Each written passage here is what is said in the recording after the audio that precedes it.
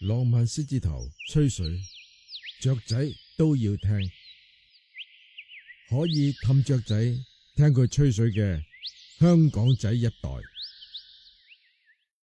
真係冇吹水，雀仔都要聽，有視頻為證。2023年12月15日，在一間餐廳食飯及錄製網絡吹水直播嘅時候，雀仔都要飛嚟聽獅子頭講嘢。所以呢啲唔好睇啊，就即刻 cut 咗佢，知唔知啊？即刻 cut 咗佢。關於嗰啲咩介紹你食藥啊，食呢個藥好啊嗰啲，全部唔好睇啊！屌你咪傻啊你！你又唔好接收呢啲信號啊！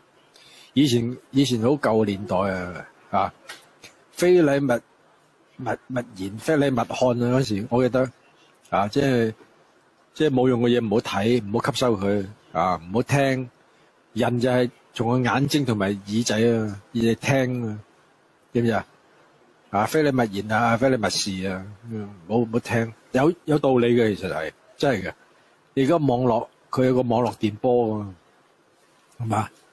你知唔知咩叫網絡電波 ？WiFi 啊，FM 啊，AM 啊，九頭一笑。屌你好似賣保險咁樣冚家產啊！見到即打柒你冚家產，知唔知啊？如果你叫我真係唔得啊！我哇隻鳥飛咗入嚟喎，隻飛入嚟喎。